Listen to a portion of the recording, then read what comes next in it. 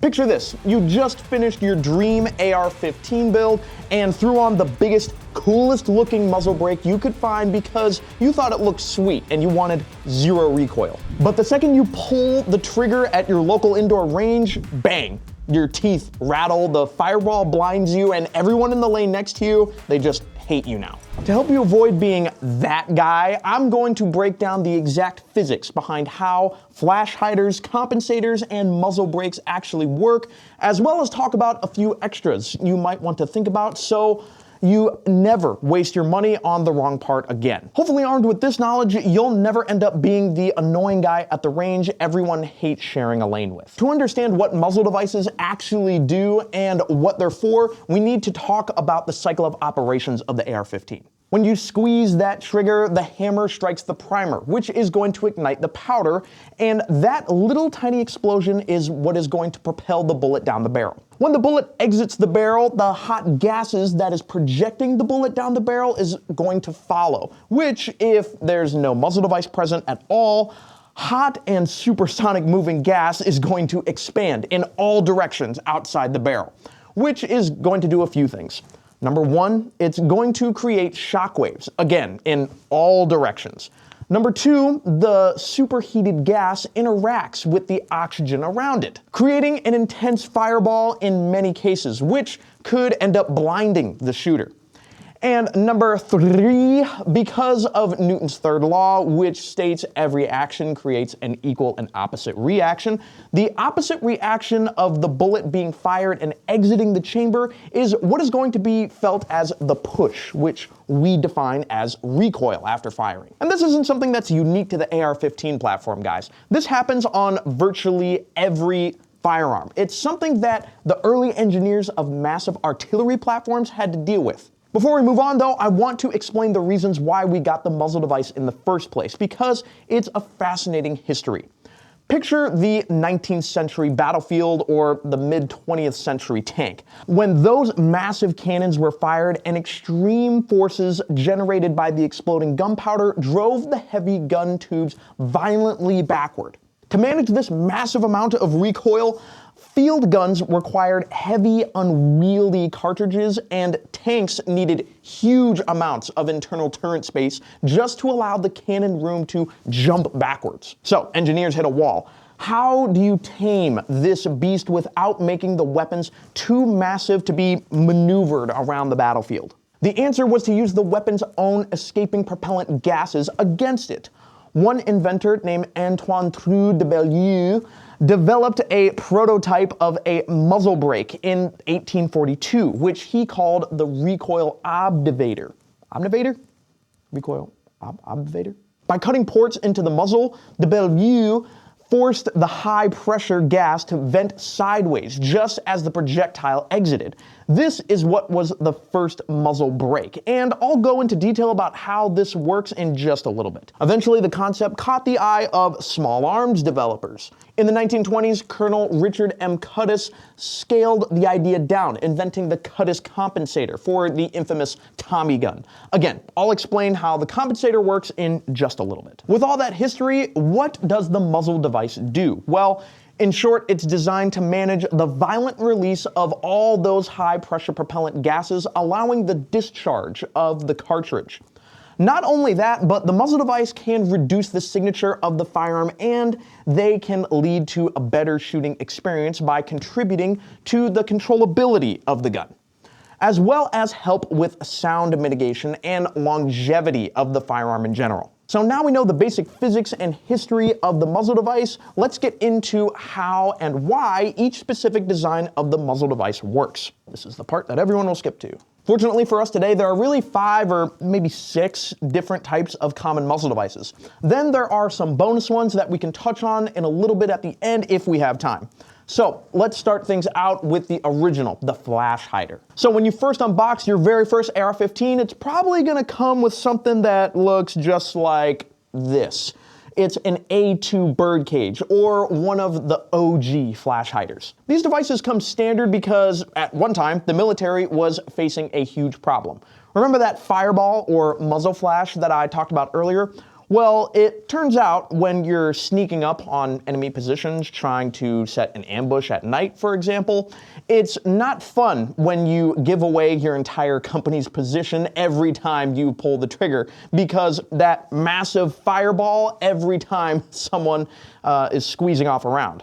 It kind of makes your ambush not as ambushy, if you know what I mean. But Uncle Sam saw right through the problem, so they developed the A1 bird cage, which is something that looks kind of like this. The way these work is, instead of allowing the gases to exit as one massive concentrated column, the flash hider uses machine slots or prongs to slice the gas column into multiple smaller jets. This increases the surface area of the hot gases, allowing for a much faster heat exchange with the cooler ambient air.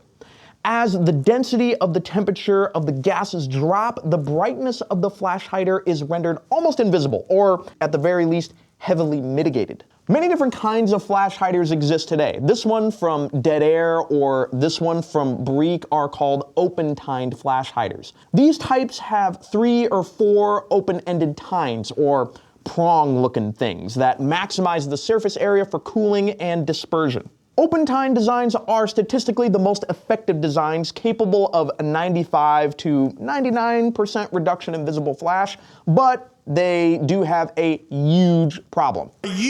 Just listen. You hear that? That tuning fork sound? You see the problem? This loud ringing can happen whenever you snag the gun on a piece of gear, put the gun down, or even just rack the gun in normal operations. Modern engineers solve this resonance issue by machining tines to slightly different lengths, varying their mass, or making them asymmetrical so they can't ring at the same frequency. If you want to skip out on this issue entirely, then closed tine designs exist. The standard military A2 birdcage utilizes longitudinal slots for gas dispersal, but encloses the front end with a solid ring.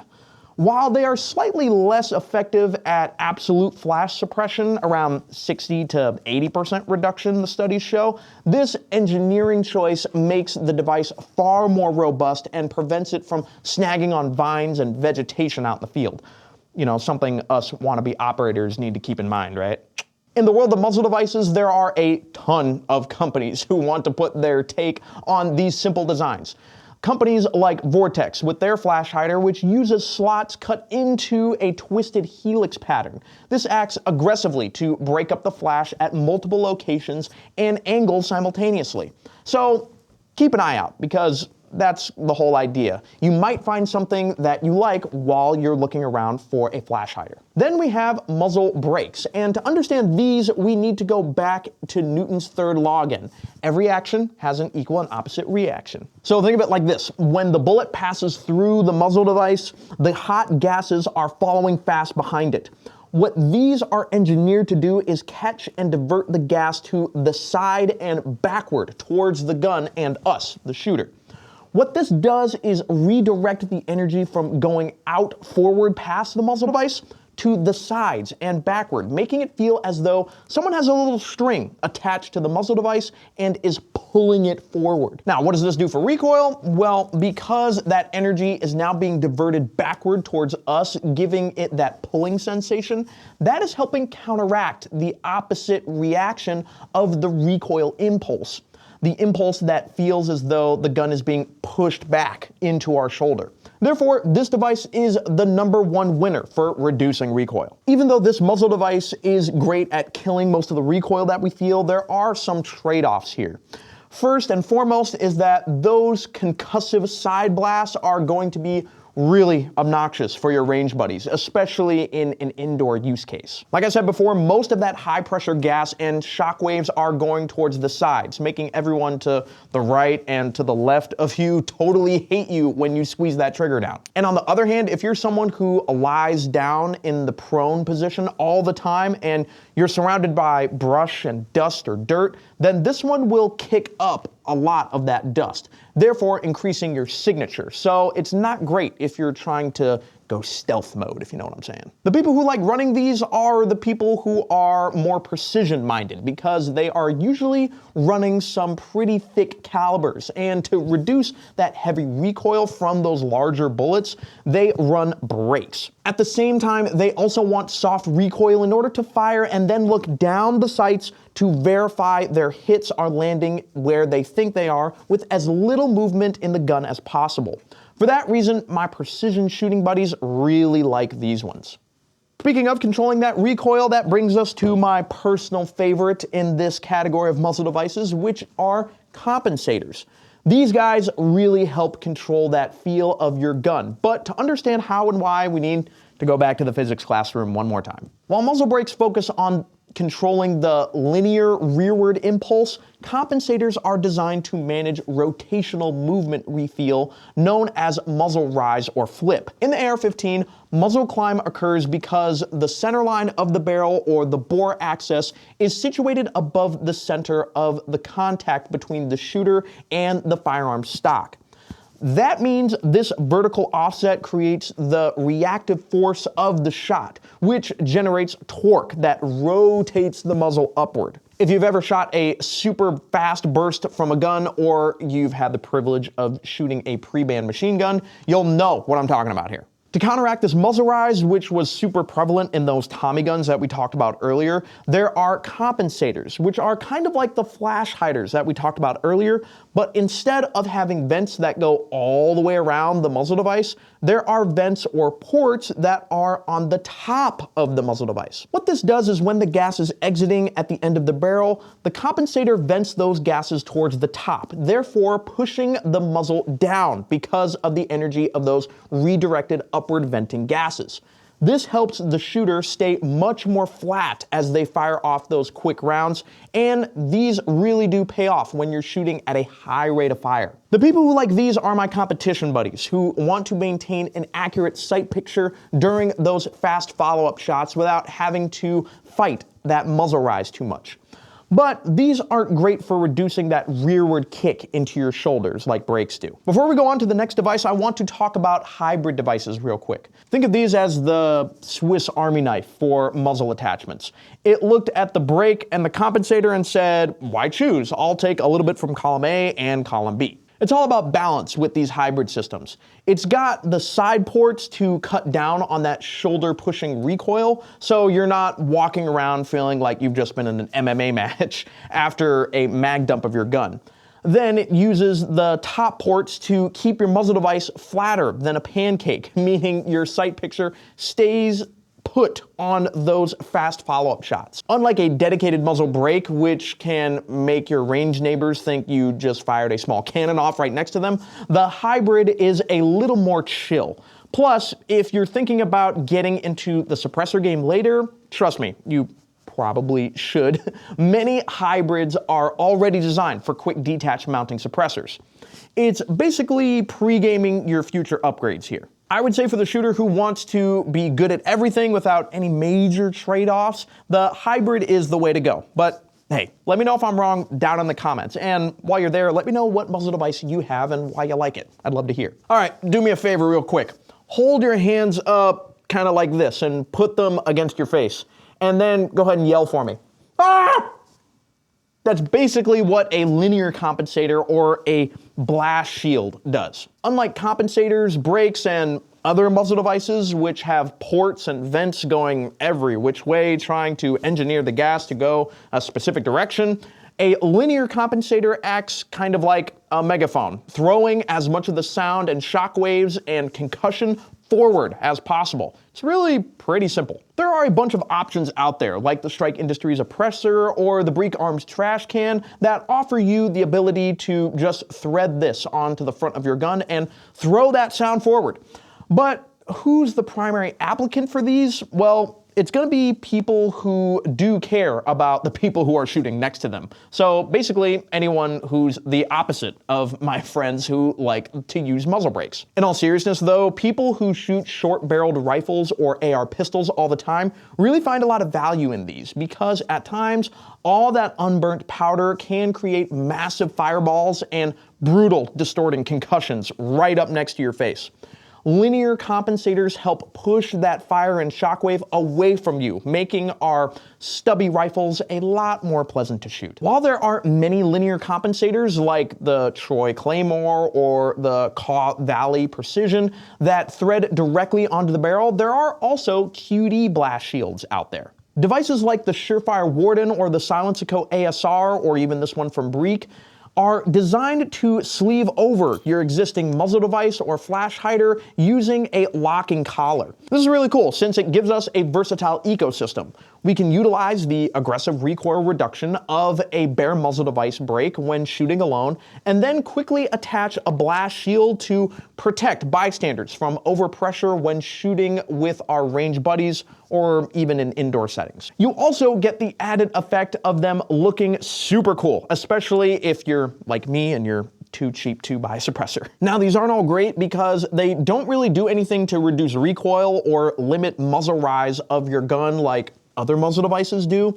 And really, if your goal is to reduce sound for you, the shooter, or for other people, then why not just get the next device that we're gonna talk about? And I think you know which one I'm thinking, guys. Okay, here's the thing, guys. Suppressors are probably a topic that probably deserves its own video. And if you guys want an entire video on suppressors and how they work and the different designs, then go ahead and drop it in the comments and I'll get to work on that for you. But in the meantime, you can check out this Smarter Everyday video. He did an awesome job breaking down how suppressors actually work using a clear suppressor example. But I will cover the basics for you guys real quick, but just fast, because in almost every video I could find talking about regular old muzzle devices, they basically devolved into a discussion about cans, and I don't want this to be a 40-minute video all about suppressors. Anyway, a suppressor is a large tube, kind of like a really long linear compensator, with baffles in it.